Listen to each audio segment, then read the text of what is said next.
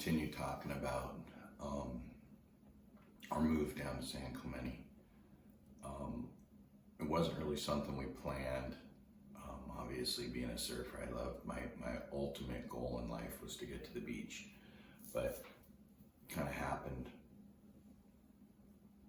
I mean, it was just fast. It just all happened really fast. We decided to move. Everybody was miserable where we were living. It was a town that we pretty much grew up in. As you know, I bounced around a lot, but my wife at the time was pretty much raised in this town, knew everybody. Her parents knew everybody. And it was just time to go. You know, it was getting to the point where it was just uncomfortable for everybody. So we ended up going down to San Clemente, and that move would turn out to be something that would change everybody's lives. My sister-in-law would find her husband there, you know, have her kids. They still live down there in that area. And then my in-laws would end up moving a couple different times, but they've been there for years and years now. And they had purchased a place on T Street, and a lot of high-end houses, but they got a place that was kind of falling apart, and they were able to rebuild it, and the house is still there today. So it's kind of cool to go by and see it. But you know, T Street had a vital part in my ministry because we spent so much time there. You know, T Street's just a little bit south of the pier, and you know, you can see the pier from there, and it's just a cool beach. You know, it's a great beach, great people. And I had a couple of friends through the years that had moved down there, so I knew some people down there just from surfing. But what would happen is the first couple of years we lived in an apartment kind of on the north side of town. Wasn't really on the beach, but everything in San Clemente is close to the water, so it was cool. But one of the things that would really change things up for me was when we got down there, and you know, our daughter was going to school, and you know, we'd run into people, and there was a lot of prejudice there. And you wouldn't think that a wealthy community, a rich community, a surfing community like that would have a lot of the problems that these ghettos have that you hear about going on in my experience in LA and the different places in the ghetto and whatnot. You wouldn't think that the kids with the money, you know, I think all the poor kids that are struggling and living in projects and stuff, and they're hanging with gangs because they have to. It's a way of life. It's survival. Well, these rich kids, a whole different dynamic, man, and it actually sucked, because what I would find is I would find myself, you know, the more I hung out, the more I got to know these kids. I mean, some of these kids were driving $100,000 vehicles easy, and you know, I always wanted to lift my truck. I had an F-150 at the time, and I could barely afford that. And you know, here these kids are pulling up, and they got stinking Baja kids on their trucks. I mean, I'm not talking Baja, I'm talking like professional racing kids on there. So they got a $60,000 truck, and then their mom and dad would put, you know, another 70, 80,000 in suspension and stereos and rims and tires and roll cages, and you know, they were set up to go play in the sand down in Mexico and stuff, because it's kind of right there, and out to the deserts and whatnot. And that was real big out there. The Bajas are huge. Off-roading's big in San Clemente, but plus you go off-roading to go to a lot of the surf spots, which is fun. Get out those desolate places. But what would end up happening was I would notice that these kids would come pulling up, and you know, I met this one kid, and he was really struggling. You know, he came down, and this is probably, I don't know, we probably lived there for a year. Hadn't really started my ministry full bore yet. I was just going down to the beach and hanging out at night, watching the water and stuff. And I noticed these kids would keep showing up, and they were in Mercedes, Maseratis, a couple of the kids drove down there in their mom and dad's Lamborghinis. And these are 16, 17-year-old kids. And I mean, they're rowdy, they're partying, they're doing their thing. And I start talking to one of the kids. It's kind of like the head of this group, but he's young kid, but his brother had started this group up and years before him. And he was upset about something. I can't remember what it was. Like, oh, dude, you got everything, man. Like, how can you be bumming? And we'd start talking, and I'd realize that here this kid's dad was out making millions and millions of dollars. They lived in a mansion on the beach. The kid had everything. His dad gave him $1,000 every Friday to go out, and that was his weekly allowance, was $1,000. So you give a 16-year-old kid $1,000, and tell him, see you later, bye, he's gonna have some fun. And these kids were they had all the drugs, they were doing crazy stuff. The train runs through San Clemente, and I'd be sitting there and I'd watch these kids getting high, and they get super stoned. There was Hell's Bells was a plant that grew in San Clemente, and these kids would stink and take this stuff.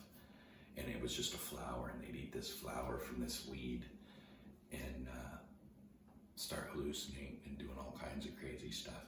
And what they would do is they'd get next to the train, and they'd get as close to the train as they could. Not with their arms out or anything, but they'd stand there so the train was like, flying through town, and it's like an inch from them, and a couple of their friends actually died.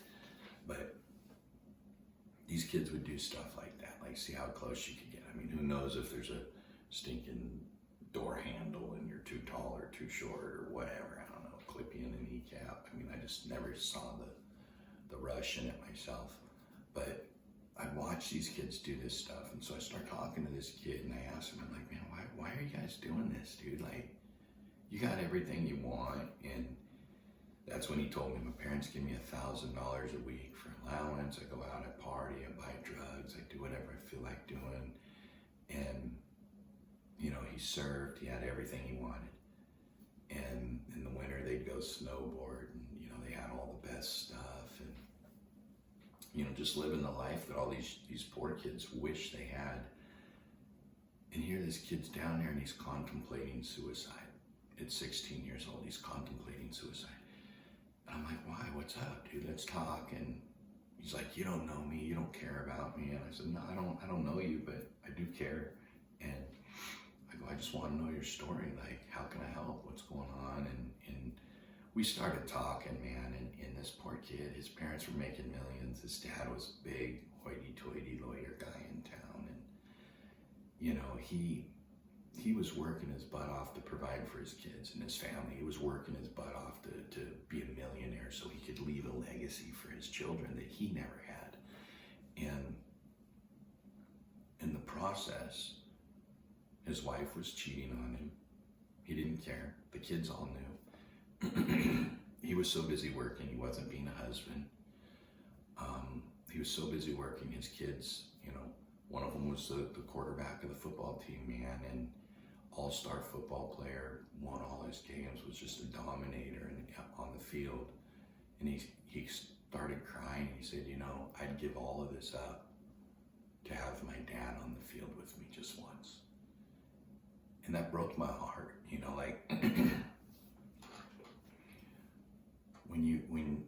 when you're growing up with nothing, all you want is everything. You just want a little break. You just want to be able to get these things. These kids that grow up with that don't know any different. So really all they want is their parents. And that's one of the hardest parts of my story, is most of the kids that I would minister through the next couple of years here, they would be people that, they're selling dope. One kid had $60,000-$70,000 worth of pills, oxys and stuff in his backpack. And I come walking up on the beach one day. It was a good day. I didn't want to work, so I didn't. And I just went down, and there's these tables in San Clemente. I sat down on this table, and this kid was sitting there. Hey man, you mind if I sit with you? And he's like, no man, whatever. And he just had his headset on, whatever he was listening to, his earphones, iPod, whatever he was playing with. And, you know, this kid was 15, 16 years old. And he had a black eye and kind of beat up looking kid and looked pretty tough, but clean cut, new clothes, fancy, you know, wearing all the right stuff as a surfer and looked cool. And we're sitting there and I go, man, what happened to your face? And he looks at me and goes, why do you care? I go, hey man, just wondering, dude, you in trouble with something? He goes, nah, man. And he was a pretty tough kid, you know, he didn't want to talk. And hey, cool, just making conversation, man, it's all good. And we're sitting there and he looks over at me and he goes, hey, are you a narc? And I just laughed. I said, nah, dude. He goes, why'd you sit here? And I said, well, because this is my table, man. This is where I watch the surf from every day. And I haven't seen you here before and stuff. And he told me, he said, well, you know, you're not a narc? I go, no, I'm not a narc, man. He goes, well, can I tell you something? And we started talking, and this kid started selling at 13 years old. Again, rich kid, lives in a mansion, parents go to church, living the life, and he chose not to go to church. He was sleeping with his girlfriend. His parents kicked him out of the house. You're out of here at 13 years old. So he found a gang, you know, little rich kid gang, and he found a gang and he got beat into this gang at 13. Here I'm talking to him, he's 15, 16, been in for a while. He's one of their top producers at the time. And he tells me, man, I got $70,000 worth of pills in my bag right now. And he unzips his bag and he opens his bag, and dude, he's got a stinking bag full of pills, like a backpack. And I go, what are you gonna do with those, man? And he goes, well, I'm supposed to meet somebody here. I'm selling them today. And, you know, I'm supposed to take the money. He goes, but I'm tired of this life, dude. I'm tired. I'm tired of getting jumped and ripped off. He goes, 2 weeks ago, somebody, he goes, my black guy, and he was all beat up because somebody jumped him and stole his stuff because they knew who he was, and his gang beat him up because of it. So, you know, here this poor kid, man, he's heartbroken. He can't go home. You know, his parents are supposed to be these Christian people, and sometimes as Christians we can do the tough love thing. But you know, my personal opinion with my personal kids is I would never throw my kids out, man. I'd never throw them under the bus. But some people can't handle the stuff that's going on, or they have so much wrapped up in the church, or they're so involved in their community that they're embarrassed by their kids. And never been embarrassed by my kids, don't care. The good thing is my kids are good kids, but you know, my son-in-law is a pastor, my daughter is a worship leader, you know, my son is my business partner right now, and you know, at 22 years old, he's owns a new plumbing company, I guess, and has things that he works for, you know, and we struggle, but we struggle together, but he's done really well. So I'm proud of him, and I'm proud of my daughter and my son-in-law. And you know, it's kind of one of those things that I can't imagine ever them doing something that would cause me to kick them out of my life, you know. And a lot of these kids that I struggled with, a lot of these kids that I'm talking to, man, here I grew up with no parents and jacked up and on the, you know, pretty much homeless at 13, and I'm doing my thing, and all of a sudden these kids are telling me, man, I'm my parents are rich, I have everything I want, but my parents. So here the parents are struggling, they're fighting to provide for their families, but they forgot that the people they're providing for are more important than the provision, and we get so engulfed in our way of life sometimes in providing for our families that we don't stop to think what our kids at a young age, they want their mom and dad. They want to be able to go to the park and play. They want to watch, you know, they want their parents sitting by the sidelines watching the football and the baseball and the soccer games and the pee-wee stuff and going camping and fishing and whatever. They want to be part of that. You know, they don't want their nanny to be there. They're happy that that's going on, but the heartbreak that goes with not having your parents supporting you in those things lead to a lot worse ramifications. They hurt way more, you know, and a lot of kids can't go to their parents and go, I don't want your stinking money, because the parents are going to think, you're just a kid, you don't know, it's going to be worth it someday. But the problem is, a lot of these kids, man, they're not making it to the point where they're inheriting that money. You know what I mean? They're dead. They're dying. They're committing suicide. Rich kids committing suicide. Trust fund kids committing suicide. It happens all the time. And it's heartbreaking, because you got these kids living in the ghettos and living in these harder situations, and all they want to do is be that provider. All they want to do is figure a way out to help their families and do this stuff. And then once they get there, they forget the purpose in it. They forget the purpose and the freedom of having that. And you have to have a balance in your life. And I would notice as my ministry went on in San Clemente, more stories are like that than not, where these kids have everything. They come from money. They were raised in money. They had all the drugs they wanted at parties, and all the fancy cars and the girls and all the fake stuff that goes on in that environment. And what would happen is it would destroy their self-confidence. It would destroy who they were. It would destroy the way they looked at things. Because if you can have everything that you want, if you can have everything in your life and still not be happy, how is that possible?